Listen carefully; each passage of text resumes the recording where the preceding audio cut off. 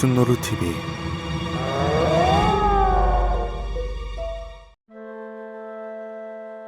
이름 한지우. 출신지 관동지방 태초마을. 나이 10세. 가족관계 일남중 장남, 모친, 집 나간 부친, 그리고 노란 쥐. 특기 자신의 힘을 과시하기, 아닌 척 이성 친구에게 눈빛 보내기. 매일같이 포켓몬이란 야생동물의 생명을 걸고 싸움을 하는 전쟁광 한지우와 그의 불쌍한 노란 거대 반려지 피카츄의 이야기 포켓몬스터는 지우의 미스테리한 꿈이자 목표인 포켓몬 마스터가 되기까지의 여정을 그리고 있는데요. 그 이야기 속에서 지우는 매 시즌 새로운 동료들과 다양한 포켓몬들을 만나고 점점 성장하는 모습을 시청자들에게 보여주면서 무려 20년이 넘는 시간 동안 많은 사람들에게 사랑을 받아오고 있죠. 그런데 어느 날부터 적지 않은 수의 시청자들은 이 주인공 한지우에게 하나둘씩 의문을 품기 시작했는데요. 그 이유는 과거에 그가 동료들에게 저지른 인성에 관련된 사건들과 포켓몬을 함부로 다뤘던 일들이 뒤늦게 밝혀졌기 때문이죠. 그 이후로 지우는 요즘 누리꾼들에게 새로운 별칭으로 불린다고 하는데요. 오늘은 과거 한지우가 저지른 몇 가지의 사건들을 되짚어보고 그가 왜 쓰레기와 합쳐진 이름인 지우렉이라고 불리는지에 대해 알아보겠습니다. 첫 번째, 책임의 의무를 다하지 않는 자의 반려동물 무단 유기 사건. 지우는 포켓몬에 대해 늘 이렇게 말하는데요. 언제까지나 진실한 마음으로, 언제까지나 그날을 위해. 이 말을 들어보면 지우는 포켓몬을 항상 자신의 가장 친한 친구이자 인생의 동반자라고까지 생각하는 것처럼 들리는데요. 하지만 그에겐 이 가족 같은 소중한 포켓몬을 무단으로 유기한 경험이 있습니다.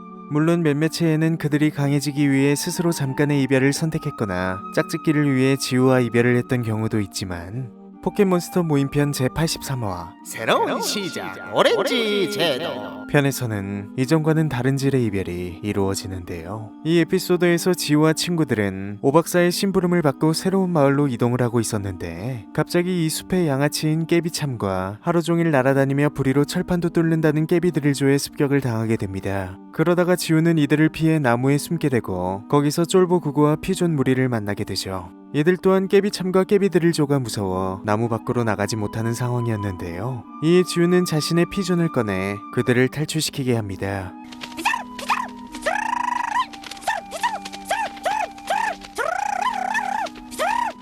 그렇게 피존은 무사히 친구들을 탈출시키는데 성공하지만 그 뒤를 쫓아온 깨비드릴조에게 강력한 일격을 당하고 머리부터 땅에 떨어지고 마는데요. 하지만 의리파 피존은 자신의 동료들을 지켜야겠다는 생각에 포기하지 않았고 갑자기 기묘한 신음소리를 내며 진화를 해버립니다.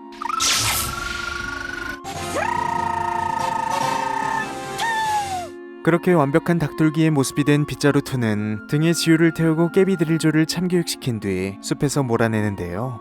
그리고 다시 찾아온 평화. 그런데 지우는 뜬금없이 갑자기 목소리를 깔고 빗자루2에게 다가가 이런 말을 합니다. 깨비드릴조 녀석 어쩜 또 공격해올지도 모르겠어. 네가 여기 좀 지켜줘야겠다. 심부름이 끝나면 곧바로 돌아와서 데려갈게. 물론 여기까지는 충분히 이해가 되는 상황이지만 문제는 지우가 이 이후로 빗자루2를 완전히 잊어버렸다는 건데요. 다른 포켓몬들은 리자몽처럼 헤어짐 이후 다시 재회하거나 그렇지 못하면 지우가 떠올리기라도 하지만 23년이 지날 동안 지우레기는 머릿속에서 빗자루2를 완전히 지웠는지 단 한 번도 그를 떠올리지조차 않습니다. 사실 이 에피소드에서는 곳곳에 지우의 인성을 고발하는 NPC들의 행동과 대사가 숨겨져 있는데요. 그중 한 예로 웅이는 여행을 떠나기 전 혼란을 틈타 이런 말을 하기도 했죠. 피조는 참 착하구나. 자기 주인보다 훨씬 착하다는 것만은 틀림없는 사실이야. 그리고 헤어질 당시 옥스리의 표정에도 많은 의미가 담겨져 있는 것처럼 보이는데요. 잠깐의 심부름이 끝나면 분명 자신을 찾아와 줄 것이라고 믿으며 끝없는 시간을 숲에서 기다렸고 어쩌면 지금도 기다리고 있을 빗자루2. 가장 의지하고 믿고 있었을 트레이너와 이런 갑작스러운 이별은 포켓몬 입장에서 감당할 수 없을 정도로 슬프고 잔인한 일이었을 겁니다. 아일랜드의 극작가이자 소설가 그리고 동물 애호가였던 오스카 와일드는 사람의 진실된 내면을 바라보는 방법으로 이렇게 말하기도 했는데요. 동물에게 잔인한 사람은 다른 사람을 대할 때도 마찬가지이다. 사람의 진실된 마음은 동물을 대할 때의 태도로 알 수 있다. 두 번째, 뒤틀린 마음을 가진 자의 어긋난 유대관계 형성법. 포켓몬스터 세계관에서 새로운 포켓몬을 잡을 때는 드물게 상호 간의 합의하에 동료가 되기도 하지만 일반적으론 적대적인 야생 포켓몬을 만신창이 기절 상태로 만들고 몬스터볼이란 신비의 채집 장치를 던져 그들을 구속한 뒤 복종시키는 방법으로 이루어지는데요. 이미 이런 방식도 상당히 폭력적이지만 지우레기는 이 시스템에 완전히 적응한 듯 포켓몬을 대할 때 잔혹한 말과 행동을 아무렇지 않게 하는 모습을 보인 적이 있습니다. 포켓몬스터 DP 2화 피카츄를 차지하라 202번 덜에서 편은 지우레기가 언제까지나 함께한다던 소중한 친구 피카츄를 또 무기력하게 로켓단에게 빼앗기게 되면서 시작하는데요. 하지만 당장 그가 데리고 있는 포켓몬은 보라색 손바닥 원숭이밖에 없었기 때문에 피카츄를 효과적으로 찾기 힘든 상황이었죠. 그러다가 지우레기는 숲속에서 평화롭게 자유를 즐기던 찌르코를 발견하게 되는데요. 그리곤 두 귀를 의심하게 하는 말을 남긴 뒤 찌르코에게 무작정 싸움을 걸기 시작합니다. 비행 타입이야. 좋아. 잡으려는 거야? 그래. 친구로 만들어. 하늘에서 피카츄를 찾을 거야. 친구 친구로 만들어. 친구로 만들어. 친구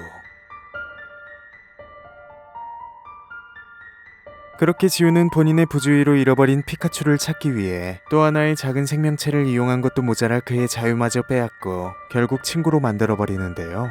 그 이후 지우는 승리의 퍼포먼스를 한 뒤 잠깐 자책하는 듯한 장면이 나오는데 전 분명 미안해 찌르크 피카츄를 위해 조금만 더 해줘. 라는 식의 말을 할 줄 알았지만 그는 왜 그래?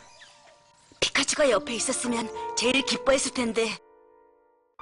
지우가 생각하는 친구의 개념은 또 한 곳에서 확인할 수 있었는데요. 포켓몬스터 120화 지거리다 쇼부와 구에마루 투 아웃더부다. 에서 일어난 일입니다. 지우와 친구들은 길을 걸어가다가 이제 막 여행을 시작한 것처럼 보이는 나진이란 소녀를 만나게 되는데요. 그런데 지우레기는 나진과 대화를 하던 도중 네가 응원하는 야구팀은 우승하기 글렀다며 비하를 하기 시작하죠. 이에 눈깔이 돌아간 나진은 지우에게 용서할 수 없다면서 포켓몬 시합을 신청하는데요. 그렇게 얼떨결에 경기가 시작되고 웅이와 옥스리는 지우레기에게 상대는 초보 트레이너니 너무 심하게 하지 말라고 당부합니다. 지우야, 살살 봐주면서 해야 돼. 상대는 초보 트레이너니까 말이야. 그렇게 경기가 시작됐고 나진이 꺼낸 첫 번째 포켓몬은 뒷동산에 가면 흔하게 볼 수 있는 비둘기 구구였습니다. 이어 지우레기는 가볍게 손 좀 봐준다라며 볼을 내뿜는 무시무시한 드래곤 포켓몬 리자몽을 거침없이 꺼내버리죠. 이런 지우레기의 더럽고 치사한 인성질에 웅이와 옥스리는 혀를 내두르며 경악하기까지 하는데요. 당연히 구구는 리자몽을 이길 수 없었고 콧바람에 나자빠집니다. 이어 등장한 것은 꼬레스로 패기롭게 박치기를 했지만 이 친구도 역시나 그저 숲을 돌아다니는 흔한 쥐일 뿐이었죠. 마지막으로 등장한 것은 나진의 최애 포켓몬 치코리타였는데요. 치코리타는 호기롭게 등에 난 돌기에서 덩쿨 촉수를 뽑아 리자몽의 후두부를 압박해 산소 공급을 막으려고 했지만 강인한 리자몽에겐 아무런 효과가 없었습니다. 이에 지우레기는 거만한 자세로 코웃음을 치며 리자몽에게 공격을 지시하는데요. 그것은 바로 화염방사, 풀포켓몬에겐 죽음을 가져다 줄 수도 있는 치명적인 기술이었죠.